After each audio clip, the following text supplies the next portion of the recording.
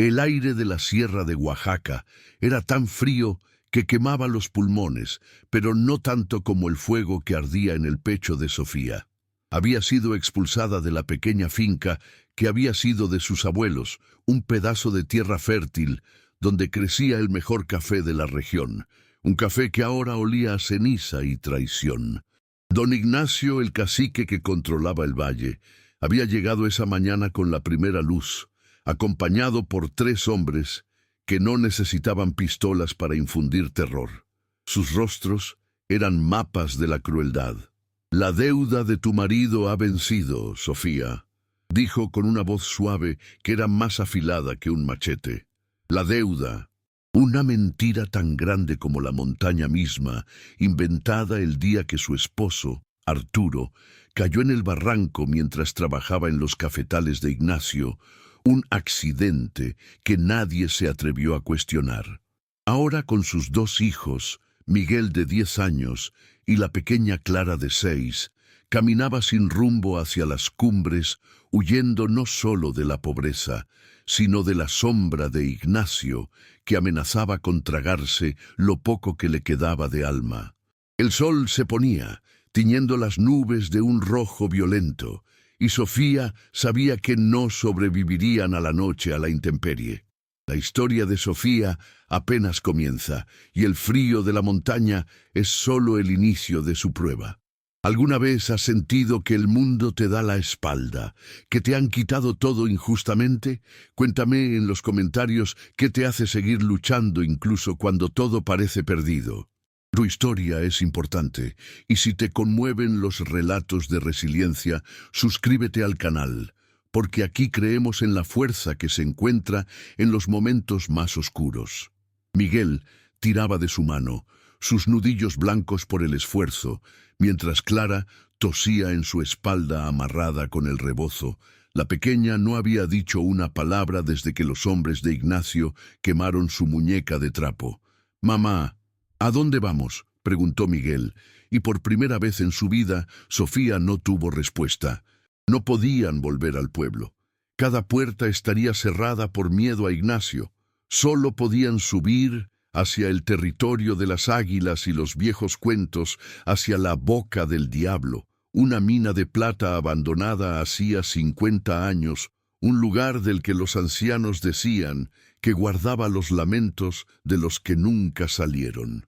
La lluvia helada comenzó a caer, convirtiendo el sendero en un río de lodo espeso que se aferraba a sus guaraches gastados, un castigo más de una naturaleza que parecía aliada con el cacique. El viento aullaba entre los pinos como un coro de almas perdidas, y cada ráfaga golpeaba a Sofía con la fuerza de una bofetada. La fiebre comenzaba a subir por el cuerpo de Clara. Su piel, antes pálida por el miedo, ahora ardía contra el pecho de su madre. La desesperación era un sabor metálico en la boca de Sofía. Había fracasado. Le había fallado a Arturo, prometiéndole cuidar de su tierra, y ahora les estaba fallando a sus hijos, arrastrándolos a una muerte segura en la montaña. Fue entonces, cuando la última luz de esperanza parecía haberse extinguido, que Miguel gritó: «¡Mira, mamá! ¡Una casa!». No era una casa, era algo mucho más extraño, un monumento al fracaso que el bosque estaba devorando. En una vía muerta, cubierta de musgo y enredaderas, descansaba el esqueleto de un tren minero, una locomotora oxidada, como un animal prehistórico dormido, y 2 carros de mineral volcados. Era un cementerio de hierro, pero para Sofía era la única salvación que le quedaba. Se acercaron con una cautela que rayaba en el terror. La locomotora era una bestia de fierro dormida, su chimenea rota apuntando al cielo como un dedo acusador.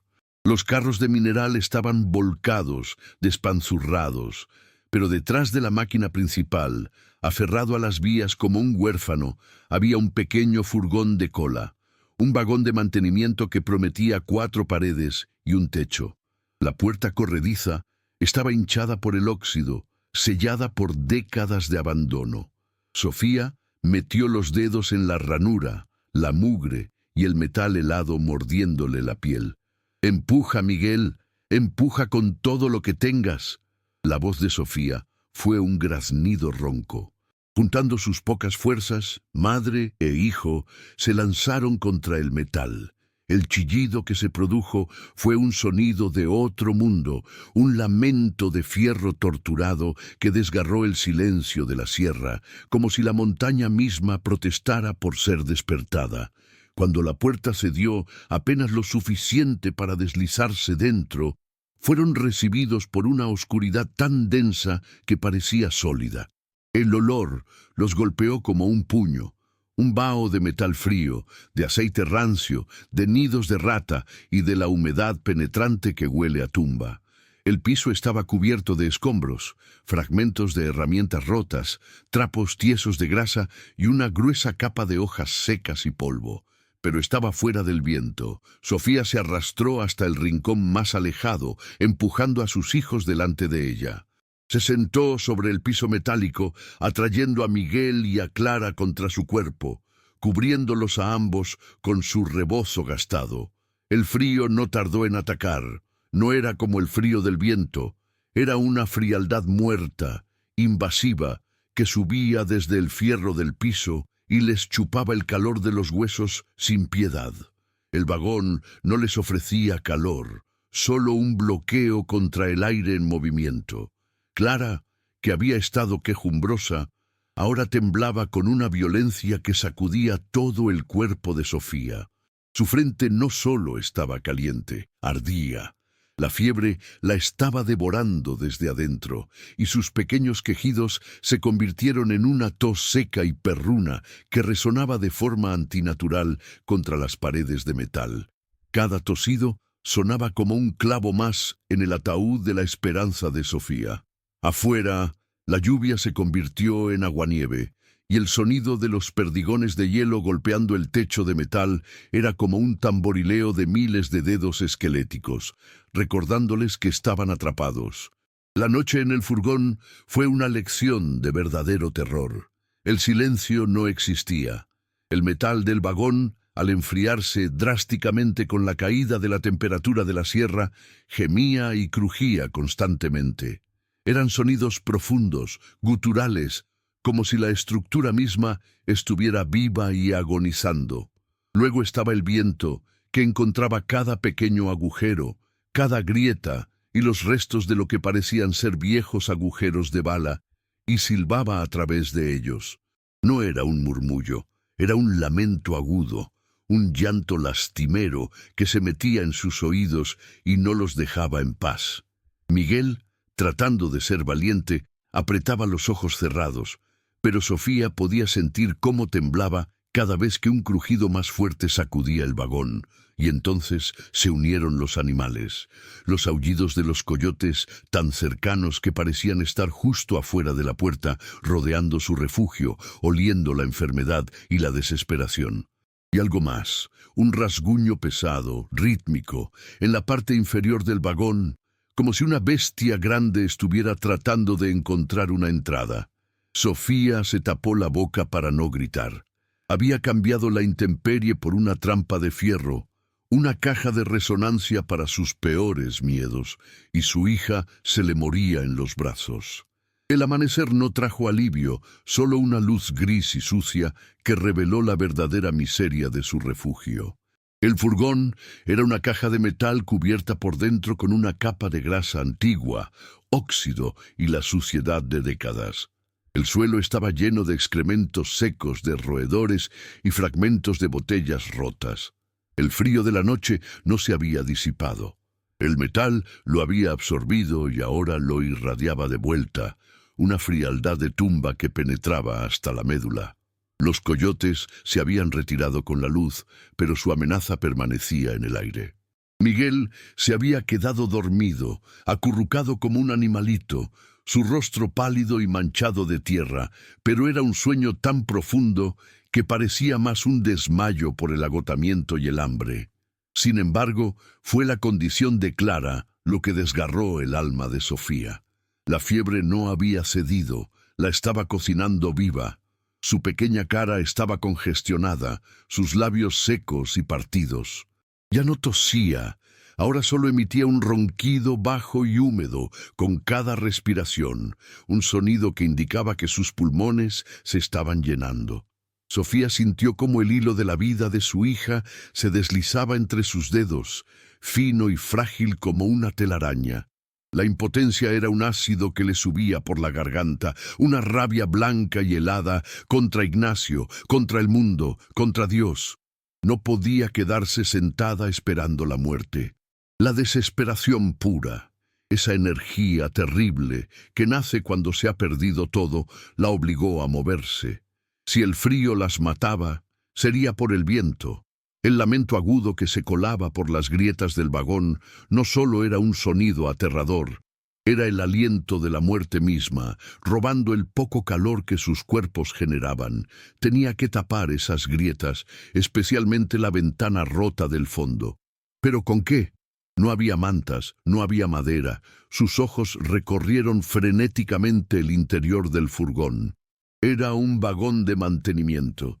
Tenía que haber algo. Vio en el rincón más oscuro lo que parecían ser unos armarios metálicos, altos y estrechos, de los que se usan para guardar herramientas o ropa. Estaban cubiertos de una gruesa capa de porquería y óxido.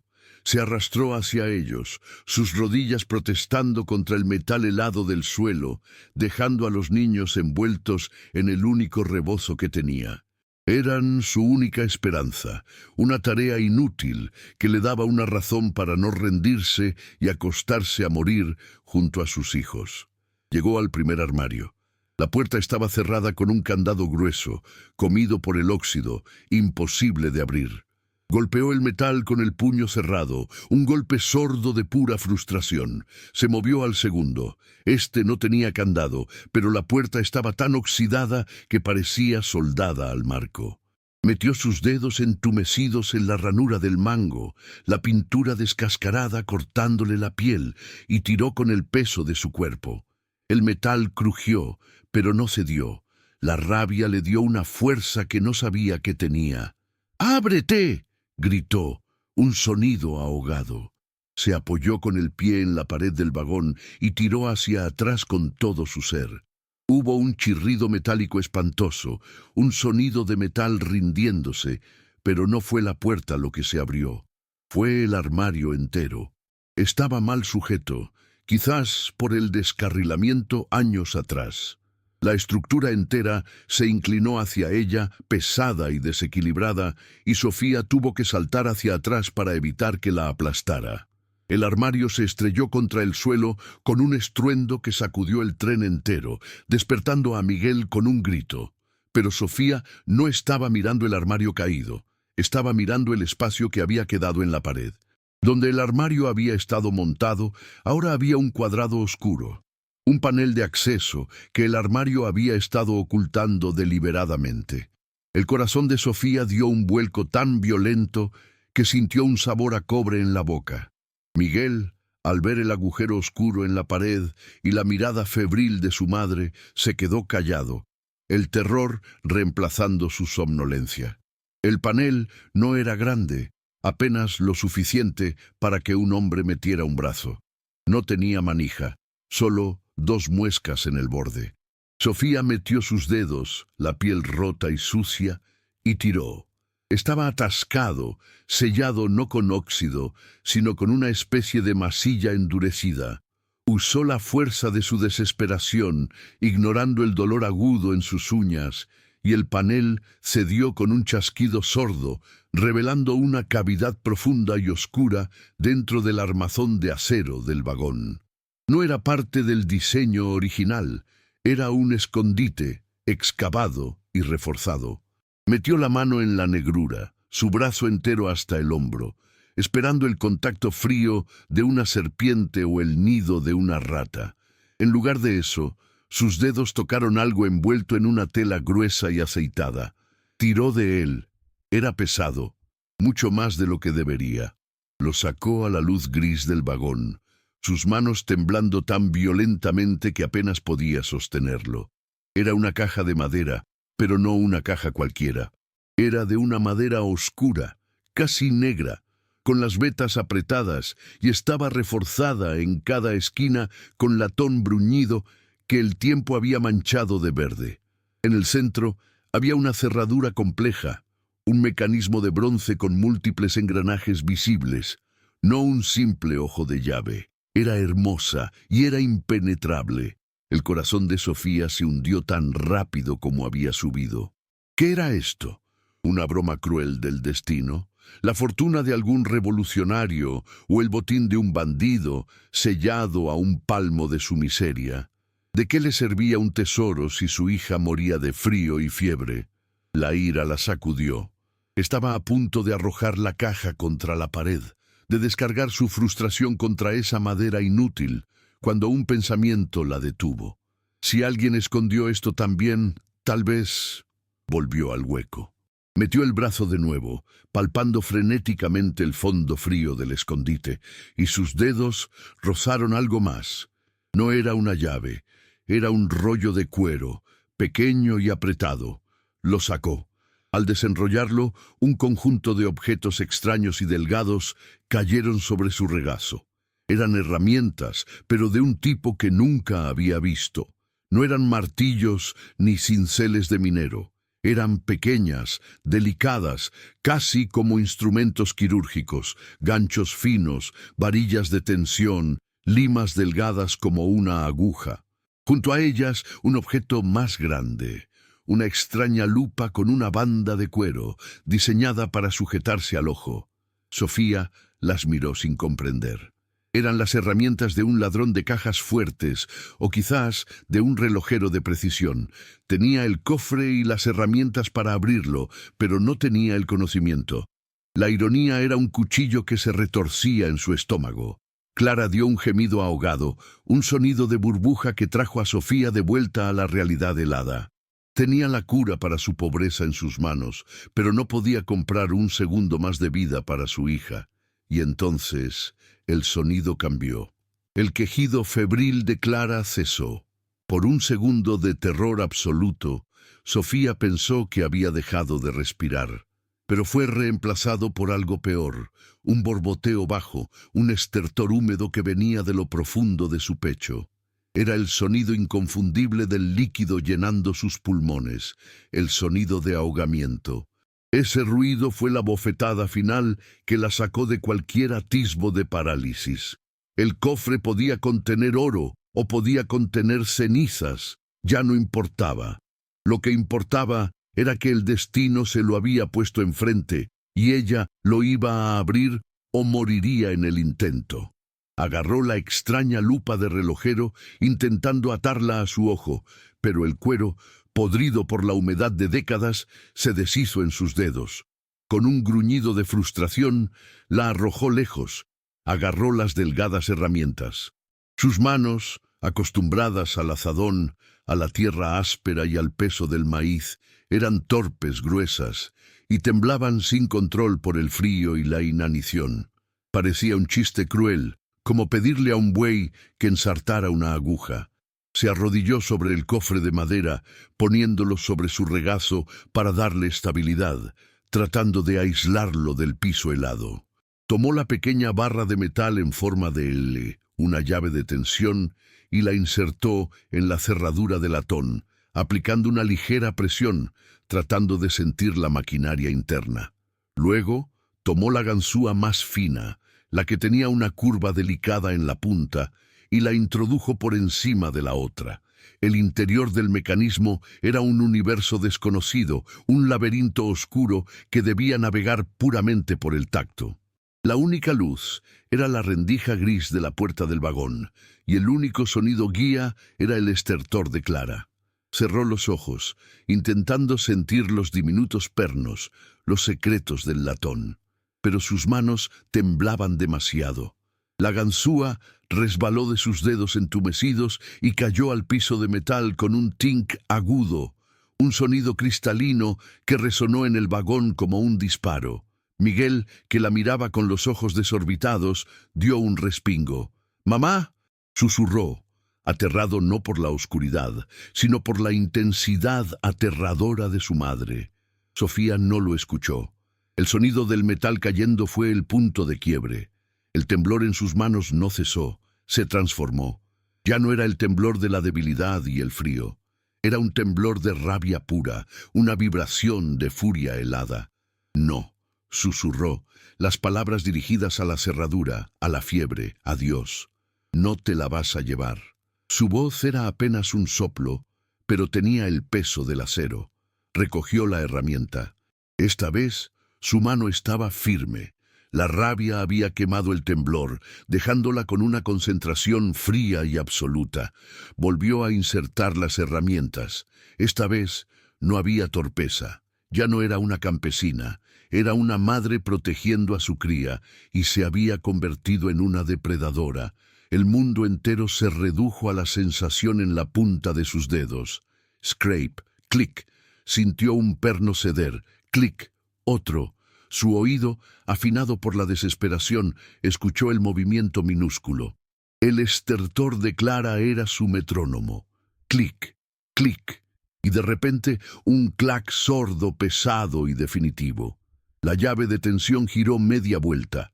El mecanismo había cedido. Sofía contuvo el aliento, con el clac de la cerradura todavía resonando en sus oídos. Sus dedos, entumecidos y sangrantes, apenas sí obedecieron la orden de levantar la tapa de madera oscura. La bisagra de latón protestó con un gemido agudo, y la caja se abrió. El olor que surgió fue el de la historia olvidada, un aroma seco a papel viejo, a cuero curado y un leve, casi imperceptible, olor a químicos.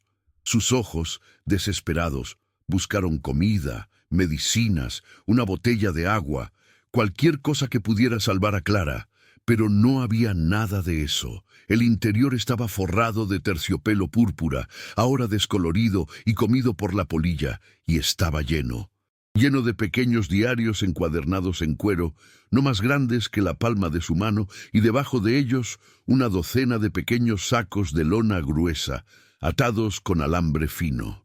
Su corazón dio un vuelco. ¿Comida? Agarró uno de los saquitos. Era pesado, increíblemente pesado para su tamaño. Lo rompió con sus uñas, desgarrando la tela. Lo que cayó en su regazo no fue maíz ni frijoles. Eran limaduras de metal, un polvo gris y brillante que reconoció al instante. Plata. Plata pura, concentrada, la veta de la sierra. Era una fortuna, sin duda, y era completamente inútil. La decepción fue tan violenta que casi la hizo vomitar. ¿De qué le servía un tesoro de plata a una madre cuya hija moría de neumonía en un vagón helado? Era esta la broma final de Dios. Con una rabia sorda, arrojó el saquito y agarró uno de los diarios. Era basura inútil, el diario de un hombre muerto.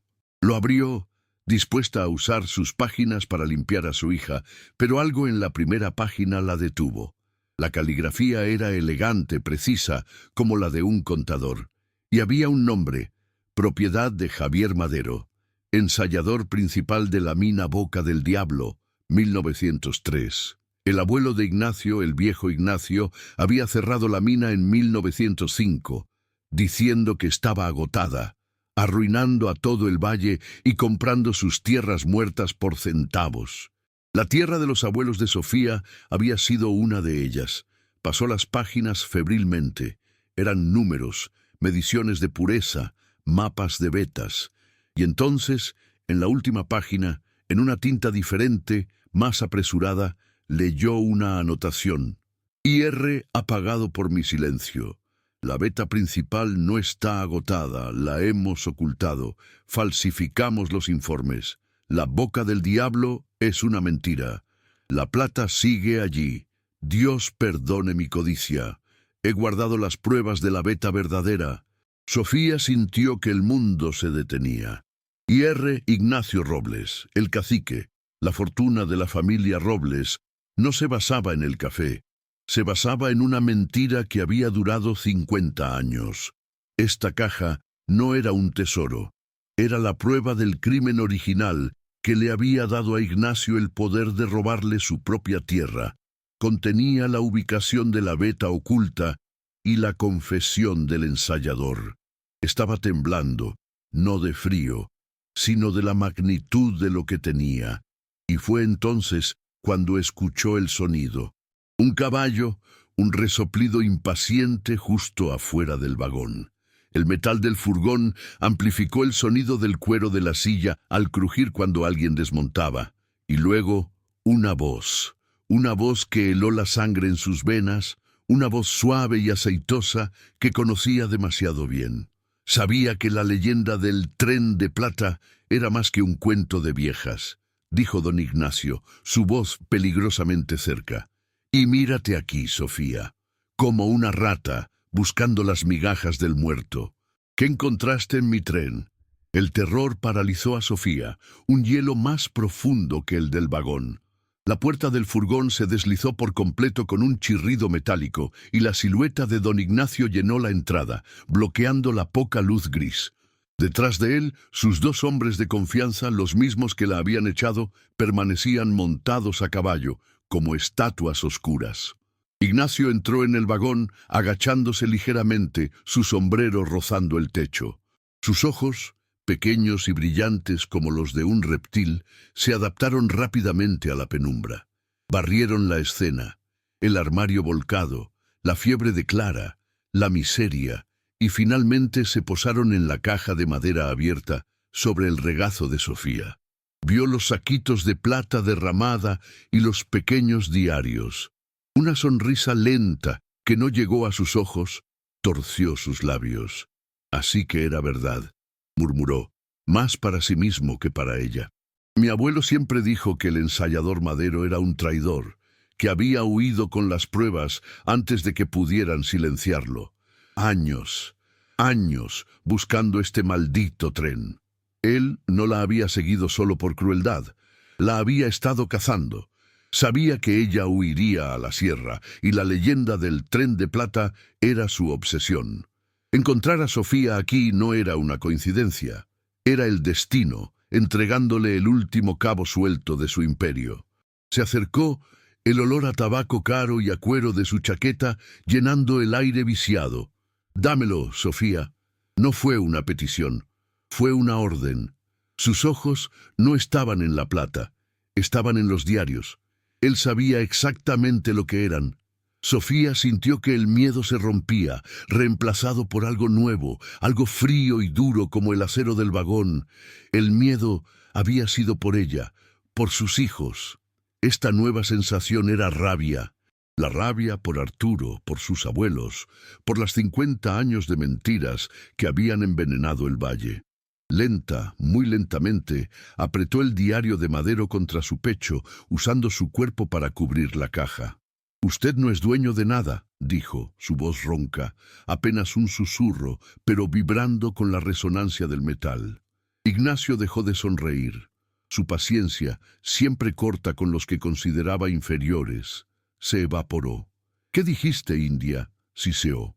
Vio a Miguel, que se había puesto de pie y sostenía una de las herramientas rotas del suelo, un gesto patético de defensa. Ignacio lo ignoró. Vio a Clara, su pecho subiendo y bajando con ese estertor húmedo.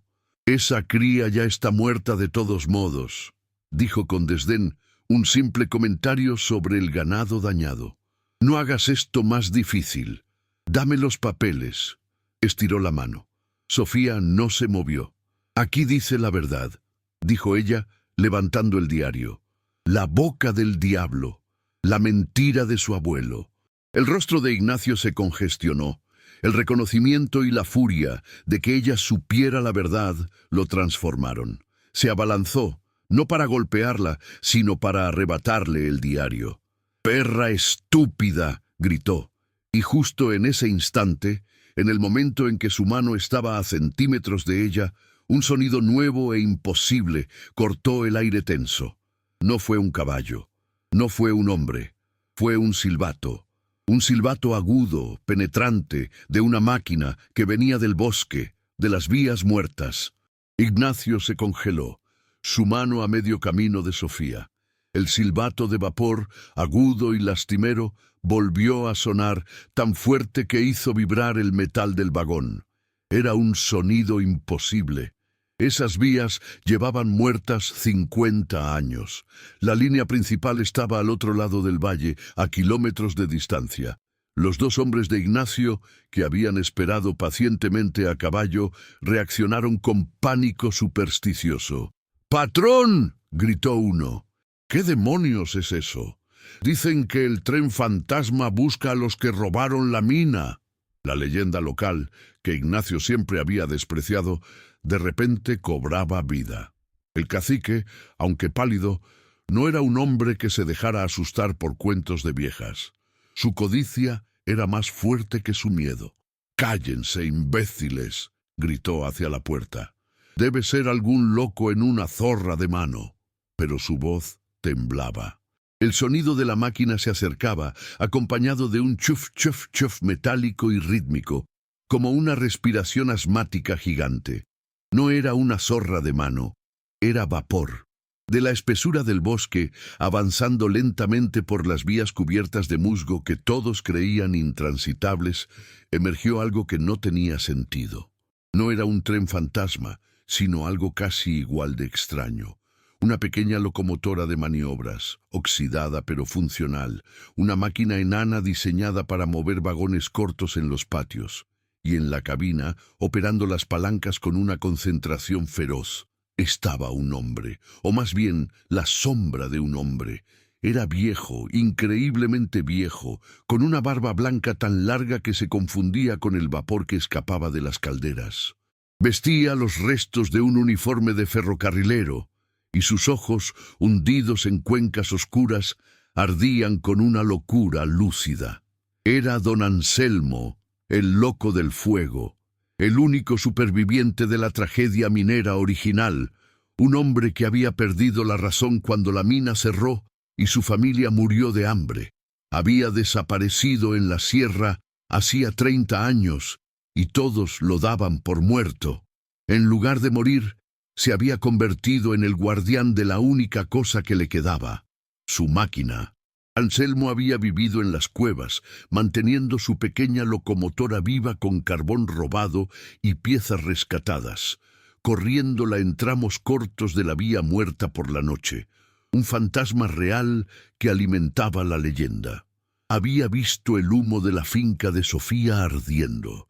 Había visto al grupo de Ignacio cazarla, y ahora, al oír los gritos dentro del vagón de mantenimiento, había decidido intervenir. La locomotora se detuvo con un chirrido ensordecedor justo al lado del furgón, bloqueando la salida de Ignacio. Anselmo no dijo una palabra. Simplemente abrió la válvula de vapor. Un chorro ensordecedor y hirviente de vapor blanco salió disparado, golpeando a los caballos de los hombres de Ignacio. Los animales, enloquecidos de terror y dolor por las quemaduras, se encabritaron, relinchando salvajemente, y salieron disparados hacia el bosque, arrojando a sus jinetes al suelo antes de desaparecer. Ignacio quedó atrapado entre Sofía, el vapor hirviendo, y el viejo loco que lo miraba desde su máquina como un juez del infierno. El chorro de vapor hirviendo envolvió la entrada del vagón, creando una nube blanca y sofocante que olía a azufre y metal caliente. Don Ignacio retrocedió de un salto, tropezando con los escombros del suelo del furgón, su rostro pálido de incredulidad, dando paso a una máscara de furia asesina. «¡Anselmo!», rugió, reconociendo al viejo fantasma. «Estás muerto. Todos ustedes están muertos». El pánico se había ido reemplazado por la rabia de un rey que ve su trono usurpado por espectros. Sus dos hombres, caídos y asustados, gritaban desde el bosque, pero no se atrevían a regresar. Ignacio estaba solo, atrapado en la caja de metal con Sofía y sus hijos, con un loco en una máquina infernal, bloqueando la única salida. «Me has costado millones en reparaciones de vías que nunca usé, viejo bastardo», gritó Ignacio, revelando que sabía de la existencia de Anselmo, pero lo había considerado una molestia inofensiva. «Ahora me pagarás». Metió la mano bajo su zarape de lana cara y sacó un revólver niquelado, el metal brillando débilmente en la penumbra del vagón. Anselmo, desde la cabina de su locomotora, no respondió con palabras. Su rostro era una máscara de impasibilidad, sus ojos fijos en Ignacio con una intensidad que trascendía la locura. Había esperado 50 años este momento, este encuentro con el linaje que había destruido su mundo. No había venido a hablar, había venido a juzgar. Con un movimiento deliberado, tiró de otra palanca. No fue un chorro de vapor esta vez. Fue el freno de la caldera. Un gemido profundo y gutural surgió de las entrañas de la locomotora y una nube de humo negro y espeso, mezclado con cenizas calientes, salió disparada de la chimenea, lloviendo sobre el techo del furgón. El sonido era como el de un gigante despejando la garganta, y el calor dentro del vagón aumentó instantáneamente en 10 grados. Era una advertencia. Ignacio levantó el revólver, sus ojos divididos entre la amenaza de Sofía con los papeles y la amenaza muy real del vapor y el fuego. Pero Sofía ya no era la víctima paralizada. El miedo por su propia vida se había disuelto. Vio el arma de Ignacio, vio la locura justiciera de Anselmo y entendió que el mundo se había roto. Este era el apocalipsis, el momento en que las viejas deudas se pagaban con sangre y fuego, y ella tenía el libro de cuentas. «¡Miguel!», gritó, su voz cortando el estruendo del vapor. «¡Toma a tu hermana, debajo del vagón, ahora!». Era un instinto primario. Había un pequeño espacio bajo el furgón, entre las ruedas y la tierra. «¡No!», gritó Miguel, aferrándose a la herramienta rota. «¡Te protegeré! ¡Hazlo!», rugió Sofía con la autoridad de una leona. No era una sugerencia. Agarró a Clara, cuyo estertor era ahora un hilo fino y constante, y empujó a Miguel hacia un panel de acceso oxidado en el suelo del furgón, uno que había visto antes pero descartado. Ignacio, distraído por la locomotora, se volvió hacia ella, su rostro contorsionado. «Tú no vas a ninguna parte». Levantó el arma, apuntando no a Anselmo, sino a Sofía. El tiro ensordecedor resonó dentro de la caja de metal, un trueno que la dejó sorda y ciega por el fogonazo. El estruendo del disparo dentro del furgón fue apocalíptico. El sonido, atrapado y amplificado por el metal, golpeó a Sofía con la fuerza de un objeto sólido, dejándola sorda y aturdida. Sintió el viento caliente de la bala pasar a centímetros de su rostro, un golpe de aire fétido con olor a pólvora. La bala no la tocó. El temblor del vagón y la propia rabia de Ignacio habían desviado el tiro. El proyectil golpeó la pared de acero detrás de ella con un bang metálico, un segundo eco ensordecedor que hizo llover chispas de óxido. Por un instante, el tiempo se detuvo. Sofía estaba viva.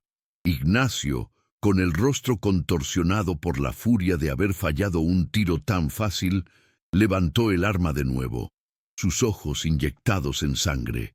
«Ahora sí te mueres, perra», gritó, su voz casi inaudible sobre el zumbido que llenaba los oídos de Sofía. Pero el disparo no había pasado desapercibido. Afuera, Anselmo, el viejo ferrocarrilero, reaccionó. Si el disparo fue un trueno, la respuesta de Anselmo fue un terremoto. El viejo, al ver el fogonazo dentro del vagón, al entender que el cacique estaba ejecutando a la mujer, actuó con una velocidad que desmentía sus años. Con un rugido gutural que se mezcló con el de la caldera de su máquina, no sopló vapor. Metió la marcha. La pequeña locomotora, con toda la fuerza de su vapor acumulado, se embistió contra el furgón de mantenimiento. No fue un golpe para descarrilarlo, sino un golpe de castigo, un puñetazo de hierro de varias toneladas, un crunch monstruoso de metal contra metal, sacudió el universo.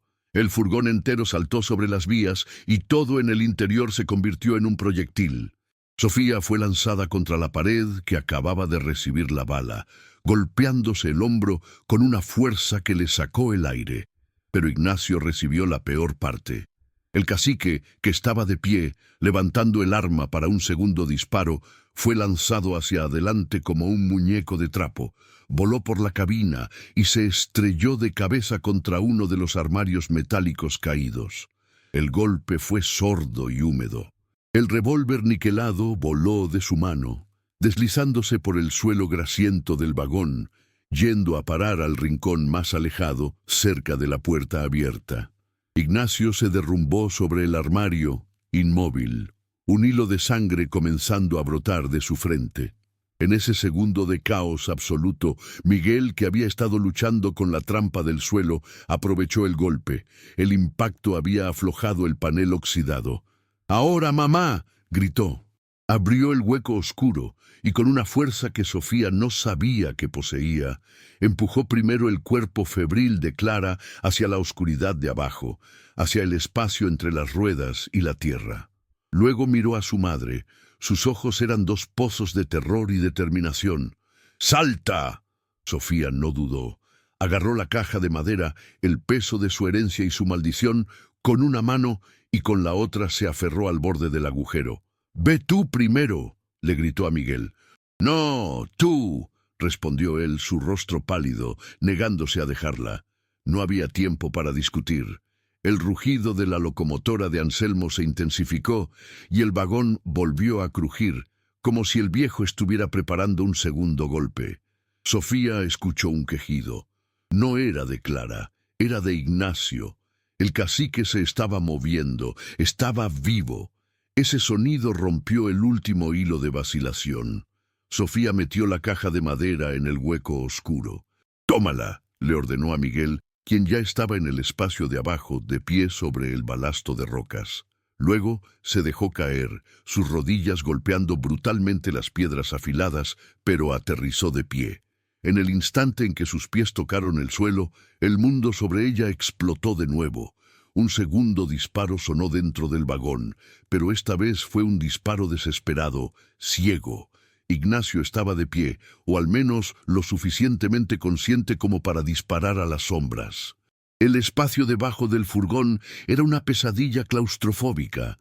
Estaba oscuro, olía a tierra húmeda y a grasa de eje, y estaba lleno de los fantasmas mecánicos del tren, barras de freno, ejes gruesos y la parte inferior expuesta del vagón.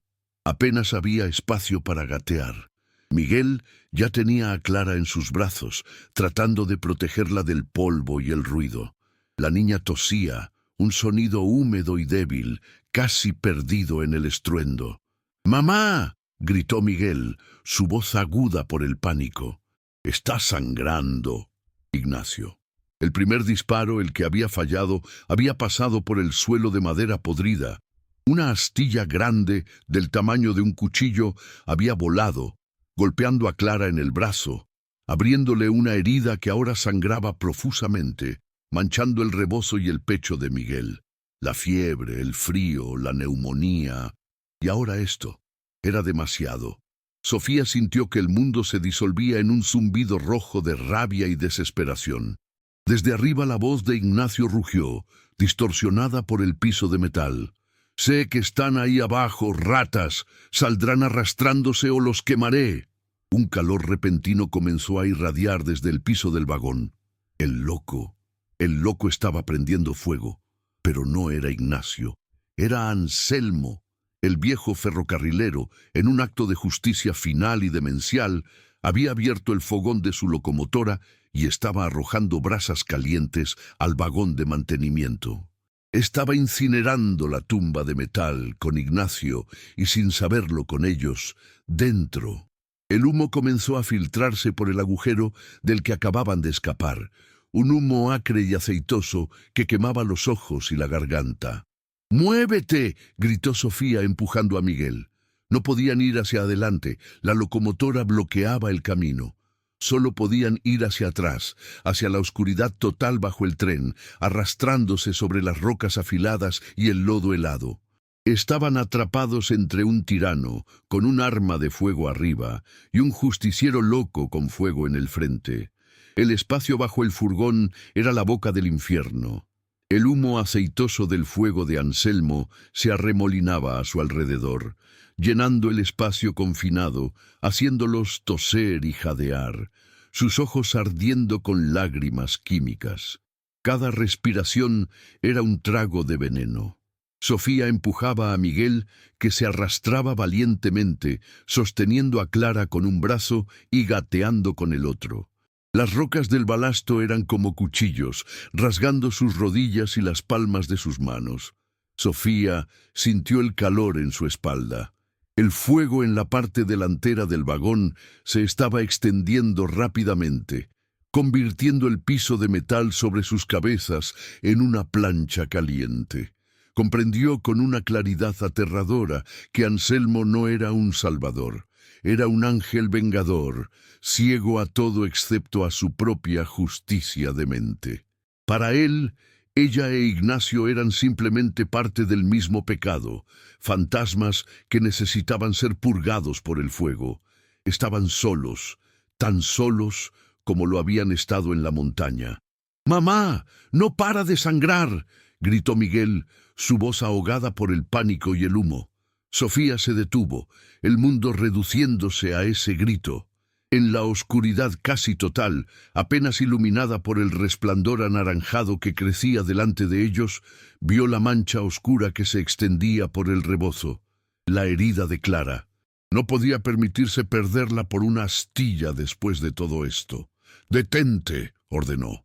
Ignorando el calor, el humo y los golpes sordos de Ignacio moviéndose sobre ellos, Sofía se rasgó un trozo de su propia blusa, una tira larga de tela.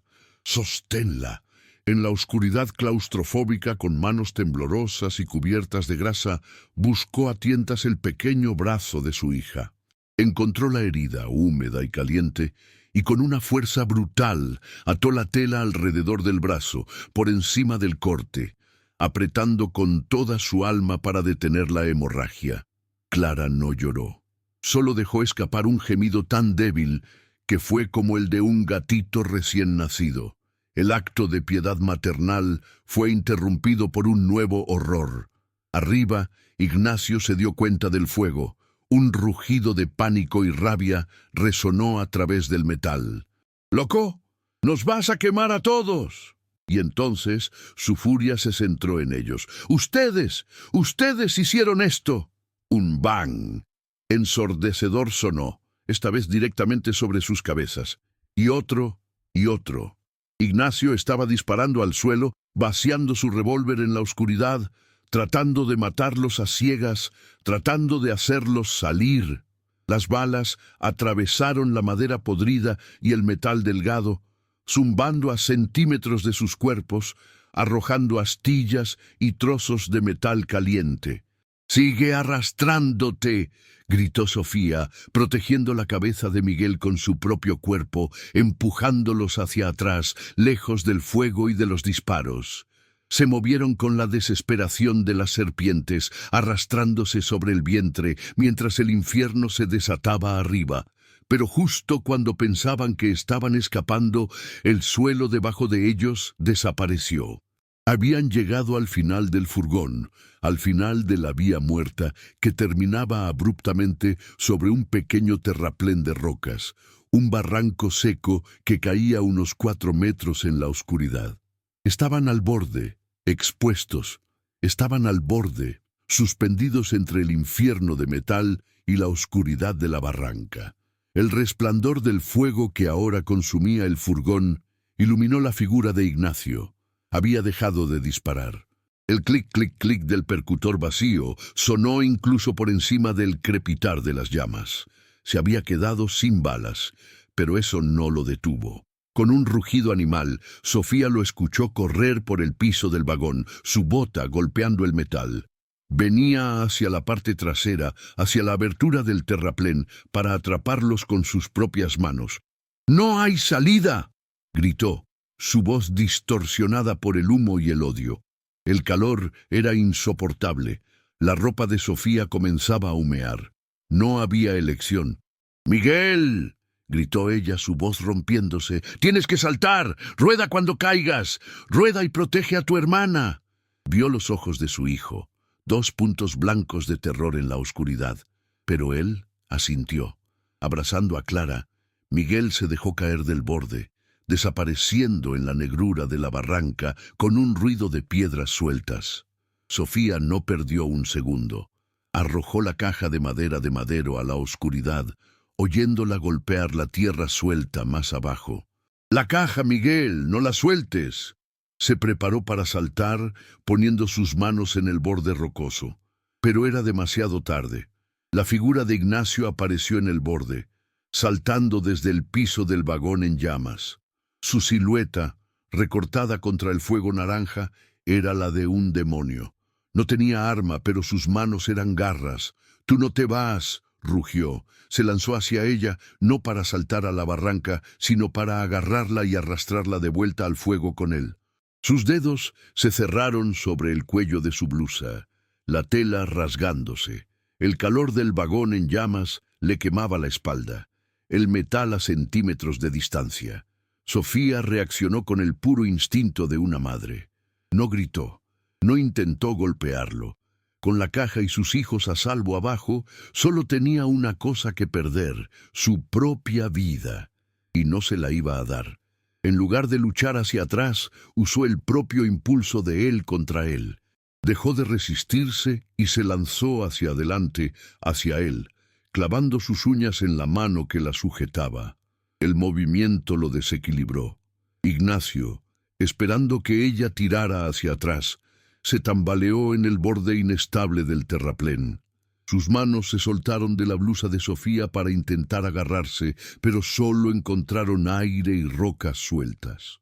Sofía se dejó caer, rodando hacia la oscuridad de la barranca, mientras escuchaba el grito de furia y sorpresa de Ignacio. Aterrizó con una fuerza brutal, su hombro golpeando una roca oculta, y un dolor blanco y agudo le recorrió el brazo. Rodó por la pendiente de grava y tierra, el mundo dando vueltas en una mezcla de humo, fuego y dolor, hasta que se detuvo de golpe contra la base de un árbol muerto. Arriba, en el borde, Ignacio la miraba, su rostro iluminado por el vagón que ahora era una pira funeraria. No la siguió. Se quedó allí, jadeando, consciente de que ella y la caja estaban fuera de su alcance. Por ahora, el fuego era su prioridad. El dolor fue una explosión blanca. Sofía aterrizó con todo su peso sobre el hombro izquierdo y un crujido sordo le dijo que algo se había roto. Por un segundo, el mundo se volvió negro y el dolor fue tan inmenso que la dejó sin aliento. Pero el llanto ahogado de Miguel, a unos metros en la oscuridad, fue un ancla que la trajo de vuelta. «¡Estoy aquí! ¡Estoy bien!», mintió, su voz un graznido de agonía. Se puso de pie, su brazo izquierdo colgando inútil, el dolor tan agudo que le nublaba la vista. El fondo de la barranca estaba lleno de rocas sueltas y la tierra fría y húmeda de la montaña. La única luz era el resplandor infernal del vagón, ardiendo muy por encima de ellos, un techo de llamas que proyectaba sombras danzantes y aterradoras. «¡Miguel! ¡Clara!», llamó, tropezando en la oscuridad. Lo encontró acurrucado contra un talud de tierra, protegiendo a Clara con su cuerpo, sus ojos desorbitados por el terror. Cerca de él, milagrosamente intacta, estaba la caja de madero. Se arrodilló junto a ellos, el movimiento enviándole dagas de fuego por el hombro. «¡Déjame verla!», apartó a Miguel con su brazo bueno y atrajo a Clara hacia ella. La niña estaba helada. El torniquete improvisado en su brazo había frenado la sangre, pero la herida era fea. Sin embargo, no era la herida lo que heló el corazón de Sofía. Era su respiración. El estertor húmedo se había ido, reemplazado por un aliento tan superficial, tan fino, que tenía que acercar su oreja al rostro de la niña para sentirlo. El humo, el frío y el shock estaban completando el trabajo que la fiebre había comenzado. Estaba perdiéndola. La victoria sobre Ignacio, la revelación de la caja, todo se desvaneció, convirtiéndose en cenizas amargas en su boca. Tenía en sus manos la prueba para recuperar su tierra, pero no podía salvar a su propia hija de una muerte fría en un barranco. La ironía era tan cruel, tan absoluta que un sollozo seco y sin lágrimas se le escapó del pecho. Entonces escuchó los sonidos de arriba y supo que el mundo había cambiado para siempre. Primero, el sonido de la justicia loca de Anselmo. El juf, juf, juf de la pequeña locomotora se intensificó, seguido de un largo y lastimero silbato que pareció un grito de victoria o de dolor. El viejo ferrocarrilero, habiendo cumplido su venganza, estaba retirando su máquina del fuego que él mismo había creado, retrocediendo por las vías muertas para desaparecer de nuevo en la leyenda y la niebla de la sierra. El ángel vengador se había ido, y luego escuchó a Ignacio. No hubo más gritos desde el borde. En su lugar, escuchó el sonido de alguien corriendo, de rocas rodando y maldiciones ahogadas, pero se estaba alejando del borde, no acercando. Comprendió su táctica al instante. Ignacio no era estúpido. No iba a arriesgarse a bajar a la barranca en la oscuridad. Se estaba retirando para ir por el camino principal, para bajar al valle y esperar en la única salida del cañón. Ya no estaban en una pelea, estaban en una cacería, y él era el cazador, y ellos eran la presa atrapada. Arriba, el vagón de mantenimiento, la tumba de metal que había sido su prisión y su santuario, se rindió. Con un gemido final y terrible de metal torturado, el techo colapsó hacia adentro, enviando una lluvia de chispas y brasas al cielo nocturno. La luz infernal que los había guiado se apagó, reemplazada por el resplandor moribundo de las brasas. Y entonces, la oscuridad total, fría y absoluta de la montaña, cayó sobre ellos. Sofía se quedó inmóvil en la negrura, con su brazo roto, su hijo temblando de frío y su hija muriendo silenciosamente en sus brazos. Tenía la llave de la fortuna de la montaña, pero estaba en el fondo de un pozo, y el diablo controlaba la salida. La oscuridad era total, un océano de tinta fría que lo ahogaba todo. El único sonido era el goteo de las rocas húmedas, el viento en la cima del barranco y la respiración casi imperceptible de Clara. Sofía se sentó en el lodo helado. El dolor de su hombro roto era un ancla que la fijaba al fondo de su propia tumba. El frío era una bestia viva que la estaba devorando, y la vida de su hija se extinguía con cada segundo. Por primera vez, la voluntad de acero de Sofía se quebró, se rindió. ¿De qué servía la caja? ¿De qué servía la verdad? Ignacio podía quedarse con el valle, podía quedarse con la plata. Ella solo quería el calor de la vida de su hija, y se le estaba escapando entre los dedos. Acercó a Clara a su pecho, tratando de calentarla con su brazo bueno, un gesto inútil, meciéndola en la oscuridad, un lamento silencioso y sin lágrimas atormentando su garganta. Estaba esperando que el corazón de su hija se detuviera para que el suyo pudiera dejar de latir también. «Mamá». La voz de Miguel fue un susurro tembloroso, pero la sacó de su estupor. «Mamá, no te duermas. Tienes que moverte. Nos vamos a congelar». El niño, cubierto de lodo y sangre seca, estaba de pie, mirando hacia la oscuridad. Él también estaba aterrorizado, pero su instinto de supervivencia, el instinto de su padre, era más fuerte. «No podemos quedarnos aquí», repitió. «Él nos está esperando». La mención de él fue como una descarga eléctrica. Ignacio. La imagen del cacique esperando en la boca del cañón, seguro de su victoria, reavivó algo en Sofía. No era esperanza, era puro despecho. No iba a darle la satisfacción de encontrar sus cuerpos congelados. No iba a dejar que su mentira ganara. «La caja», dijo ella, su voz un graznido. «Pásame la caja». Miguel la empujó por el suelo, el sonido de la madera raspando las rocas. Sofía la abrió de nuevo, sin saber qué buscaba.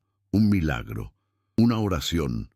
Sus dedos, en su brazo bueno, estaban torpes por el frío.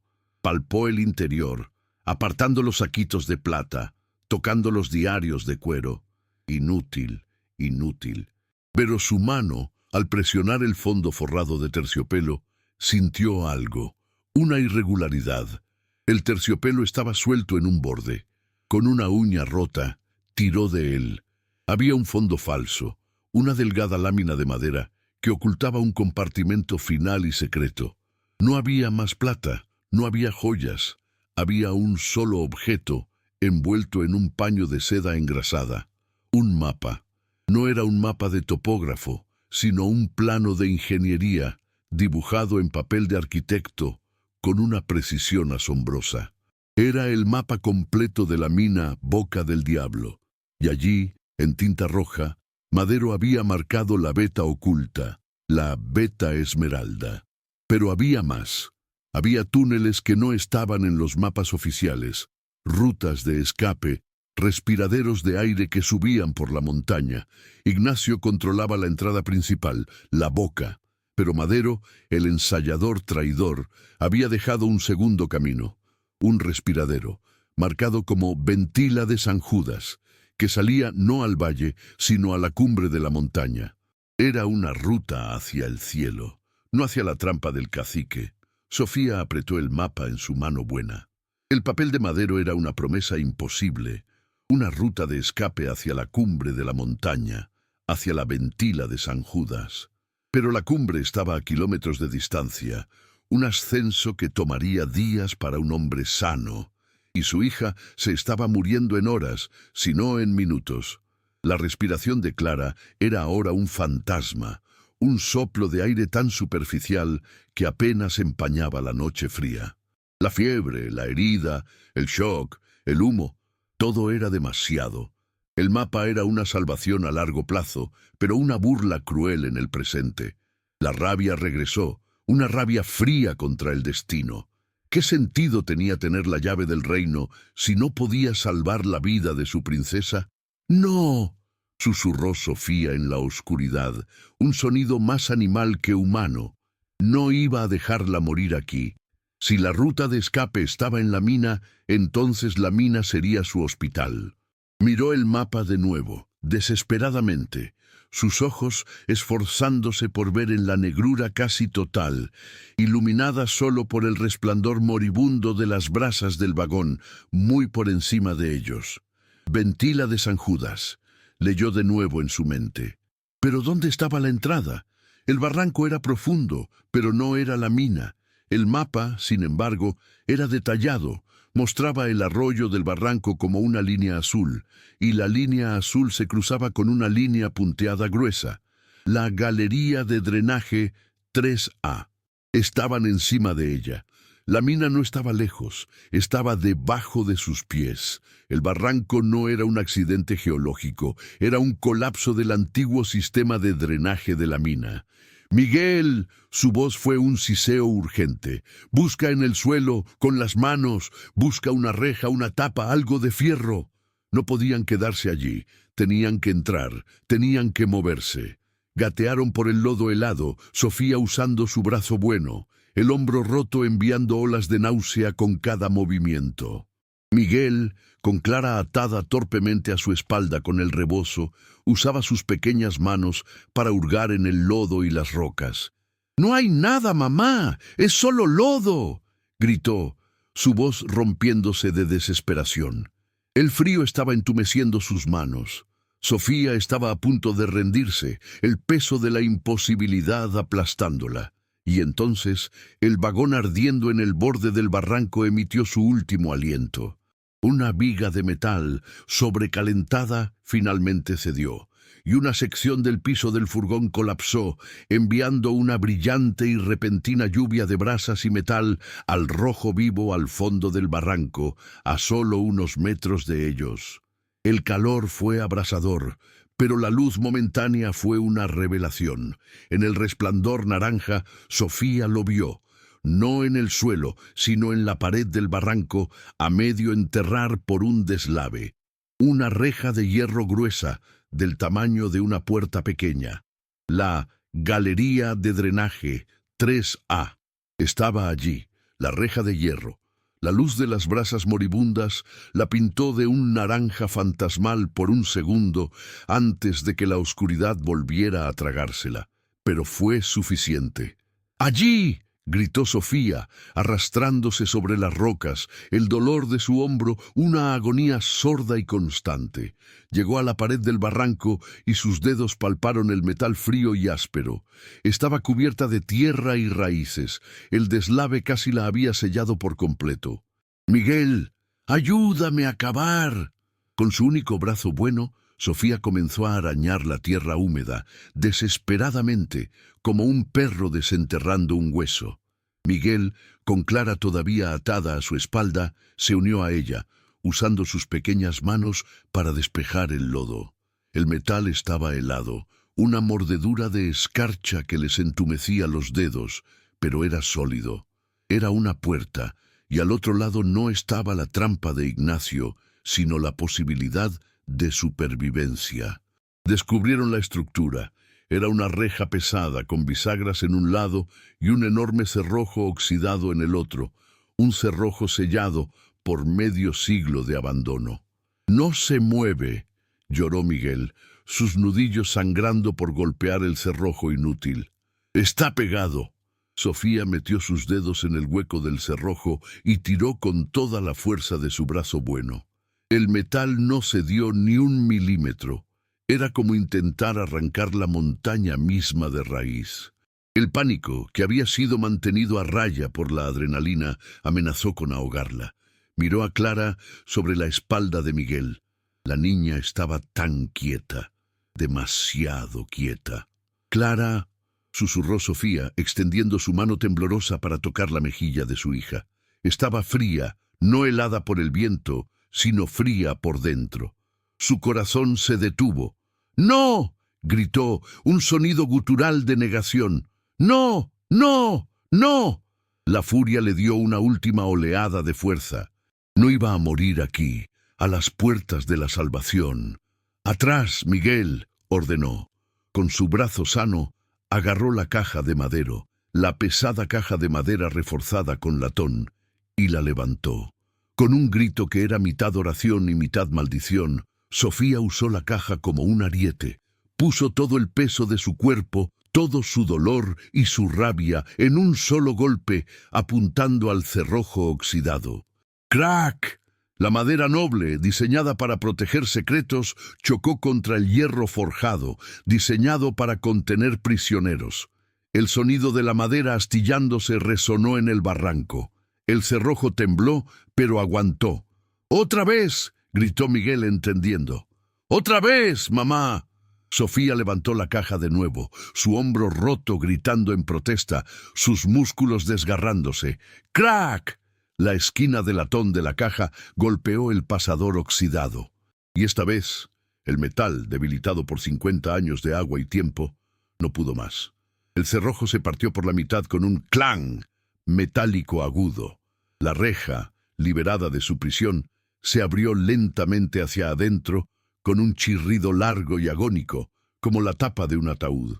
Un aliento de aire salió del túnel, un vapor fétido, helado, que olía a agua estancada, a azufre y a la muerte de cosas que no habían visto el sol en décadas.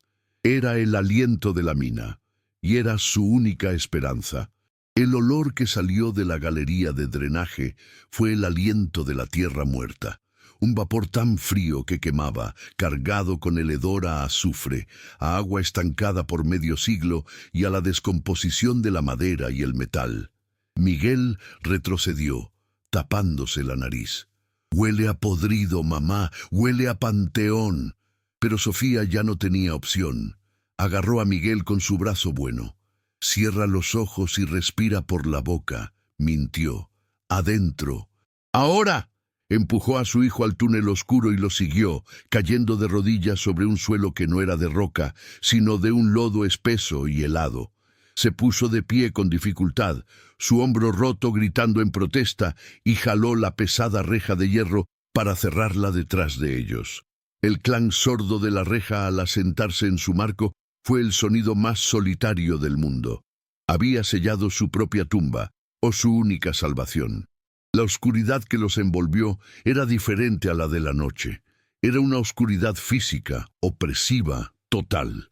El resplandor moribundo del vagón desapareció, y se quedaron en un vacío tan absoluto que no podía ver a su hijo a un palmo de distancia. El único sonido era el eco. Cada tos ahogada de Clara, cada gemido de dolor de Sofía, cada paso chapoteando en el lodo era multiplicado por la piedra, creando un coro de fantasmas a su alrededor.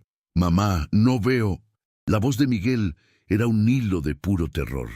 «No me sueltes». «No te soltaré», dijo Sofía, su voz extrañamente tranquila, la calma de la desesperación final. «Dame la caja». Miguel se la pasó. La caja de madero estaba rota, una esquina completamente destrozada por el impacto contra el cerrojo. No podía perder el mapa. A tientas, con su mano buena, hurgó en la caja rota. Sus dedos encontraron el papel de arquitecto y algo más. Debajo del fondo falso, junto a donde había estado el mapa, había un pequeño compartimento más, uno que no había visto. Sus dedos rozaron un objeto cilíndrico, frío y metálico. Lo sacó. Era un pequeño bote de latón, como los que se usan para el tabaco, sellado con cera. El ensayador Madero no solo había dejado su confesión, había dejado un kit de supervivencia. Con la uña del pulgar, rompió el sello de cera. Abrió la tapa. Dentro, sus dedos sintieron la madera seca de unos fósforos y la superficie cerosa de un cabo de vela. Sus manos temblaban tanto que casi dejó caer el bote. «Miguel, tápate la cara. Haz un hueco para el aire, pero protege la llama». Sacó un fósforo. Lo raspó contra la lija del bote. Nada. Estaba húmedo. La desesperación la arañó. Sacó otro, secándolo frenéticamente contra su cabello sucio. Lo raspó. 1, 2 veces. Y entonces el milagro. Una chispa. Una llama diminuta y siseante que estalló en la oscuridad. En ese primer segundo de luz vio la verdad. Vio las paredes del túnel, negras y brillantes, cubiertas de un limo que parecía vivo. Vio el agua estancada hasta sus tobillos y vio el rostro de su hija. Clara estaba pálida, con un tinte azulado alrededor de los labios, sus ojos cerrados, su respiración inexistente. El fósforo le quemó los dedos. «No», susurró Sofía. Con la mano temblando, encendió la vela. La luz cálida y constante iluminó a su hija, y Sofía acercó la llama a la boca de Clara. El aliento, más débil que un susurro, hizo que la llama parpadeara. Apenas, pero parpadeó. Estaba viva. La pequeña llama de la vela era un sol diminuto y precioso en el centro de la nada absoluta. Sofía la protegió con su cuerpo. Cada gota de cera derretida era un segundo de vida ganado. El parpadeo de la llama confirmó lo que su corazón se negaba a aceptar. Clara estaba viva, pero se encontraba en el umbral helado entre este mundo y el siguiente. La luz de la vela no solo reveló el rostro azulado de su hija, también reveló la herida en su brazo. El torniquete improvisado había detenido la hemorragia principal, pero la astilla, sucia y contaminada por el lodo, seguía incrustada. Sofía sabía, con la certeza de una campesina que entiende la tierra y la putrefacción, que si la fiebre no la mataba, la gangrena lo haría. El tiempo se había agotado. Miró a Miguel, sus ojos grandes y oscuros en la luz de la vela, reflejando el terror y una extraña y vieja determinación. «Toma la vela, Miguel, no la dejes caer ni por tu vida, no dejes que el agua la toque». Miguel asintió, sus pequeñas manos ahuecando la llama con una seriedad de hombre. Con la luz temblorosa sostenida por su hijo, Sofía desplegó el mapa de Madero. Su hombro roto era una brasa ardiente, cada movimiento un calvario, pero lo ignoró. El dolor físico eclipsado por el terror por su hija. El mapa era su única escritura sagrada. Encontró la galería de drenaje 3A donde estaban. Sus dedos sucios trazaron la línea que se adentraba en la montaña. «Tenemos que movernos», dijo. «Tenemos que encontrar la ventila de San Judas». La mina era un laberinto diseñado para tragarse a los hombres. El túnel de drenaje era bajo, obligándolos a agacharse, el agua helada y fétida subiendo por encima de sus tobillos. Cada paso era una succión de lodo que amenazaba con robarles los guaraches. El aire era denso, pesado, y el silencio solo se rompía por el goteo constante del agua y el chapoteo de sus propios pies. Era un útero frío y muerto, y avanzaban hacia su corazón. Sofía cargaba a Clara en su brazo bueno, el peso de la niña una dulce agonía. Miguel, como un pequeño acólito, iba delante, sosteniendo la vela en alto. La luz iluminaba escenas de un pasado olvidado. Herramientas de minero oxidadas y fusionadas con la roca, vigas de madera podridas y colapsadas por el peso de la montaña, y el destello ocasional de la pirita, el oro de los tontos, que se burlaba de ellos desde las paredes. Después de lo que pareció una eternidad, el túnel de drenaje se abrió a una galería más grande. El aire aquí era diferente. Se movía. Un tiro de aire. Por aquí, susurró Sofía, siguiendo la corriente de aire. El mapa indicaba un cruce. Fueron recibidos por una elección. 3 túneles oscuros que se abrían como bocas hambrientas. Miguel miró a su madre, la vela temblando. «Mamá, ¿cuál?» Sofía consultó el mapa, sus manos temblando, el papel húmedo. «El de la izquierda, no, el del centro. Dice hacia el Malacate principal». Avanzaron, y el sonido del goteo fue reemplazado por algo más, un thump, thump, thump, rítmico y sordo. Era el corazón de la montaña, o algo peor. Y entonces, la vela se apagó. Un gemido ahogado de Miguel fue lo único que rompió la oscuridad. «¡Mamá, la vela se apagó!» El terror en su voz era absoluto. La oscuridad volvió a ser una entidad física, opresiva, y en ella, el sonido sordo. Thump, thump, thump. Se hizo más fuerte como un corazón gigante y enfermo latiendo en las entrañas de la roca. Sofía sintió que el pánico finalmente la ahogaba. Estaban ciegos, perdidos, y su hija se enfriaba en sus brazos. «¡El bote de latón!», siseó, su brazo bueno buscando a tientas la mano de Miguel. «¡Los fósforos!». Sus dedos temblorosos encontraron la piel de Miguel helada. «¡Mamá se mojó! ¡El agua del túnel!», gritó Miguel. Pero Sofía entendió. «No fue el agua, mi amor», susurró ella, una epifanía terrible y esperanzadora. «Era el aire, era el tiro de aire de la ventila». Sopló la vela. No estaban atrapados, estaban en el camino correcto. El aire que los había dejado ciegos era el mismo aire que los salvaría. «Queda un fósforo», dijo Miguel, su voz temblando. «El último». Sofía se detuvo. «No», dijo ella. «Guárdalo. No lo usaremos para luz, lo usaremos para vivir». Ya no necesitaban ver, necesitaban sentir. «Siente el aire, Miguel, pon tu mejilla. ¿De dónde viene?» El niño se quedó quieto. El tamp, tamp, tamp del agua goteando en algún pozo profundo resonaba. Y entonces, «De allí, mamá, de la pared, suficiente para mover mi cabello». El mapa de madero había sido claro. La ventila era un tiro vertical, una chimenea para el aire. «Toca la pared», ordenó Sofía, su voz firme. «Busca una escalera, peldaños de fierro, algo para subir». Se movieron a tientas, siguiendo la corriente de aire frío que prometía la superficie. Los dedos de Miguel gritaron primero: «¡Fierro! ¡Fierro en la piedra!». Era una escalera de mantenimiento, peldaños de hierro clavados en la roca sólida, subiendo hacia una oscuridad aún más profunda. El ascenso fue la última etapa del infierno. Sofía, con el hombro izquierdo roto y un dolor que la hacía ver estrellas que no estaban allí, subió con un solo brazo. Metió la caja rota y el mapa dentro de su blusa, el papel arañando su piel. «Miguel, tú subes primero, lleva a tu hermana». «No puedo, mamá, se me va a caer».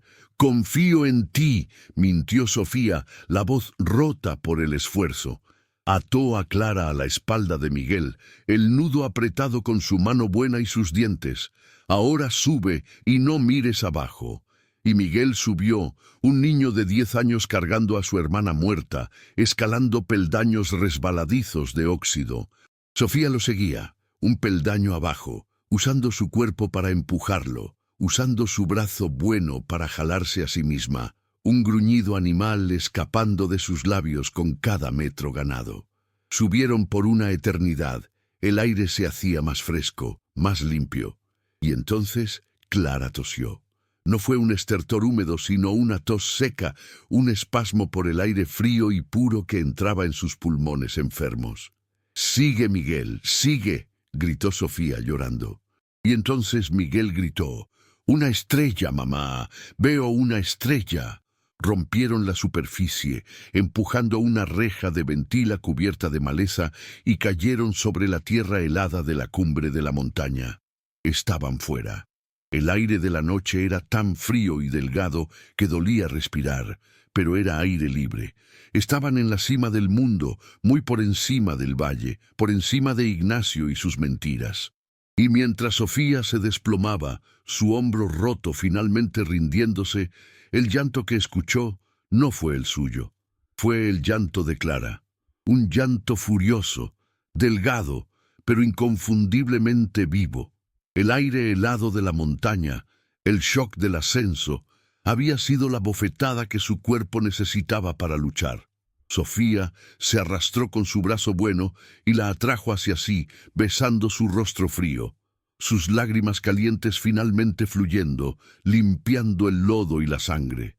Miguel se derrumbó a su lado, exhausto, pero vivo.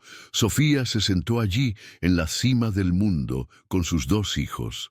Abajo en el valle, las luces de la hacienda que le habían robado brillaban como carbones distantes. El fuego del tren se había extinguido, pero el fuego en su corazón, forjado en el metal y la oscuridad, apenas comenzaba a arder. Tenía la prueba, tenía a sus hijos. Había sobrevivido a la tumba y ahora iba a reclamar el mundo. La historia de Sofía, su descenso al corazón de la oscuridad y su voluntad de acero para proteger a sus hijos, nos recuerda que la verdadera fuerza no se encuentra cuando las cosas son fáciles, sino cuando nos quitan todo y seguimos luchando. Ella encontró su poder en la tumba más fría.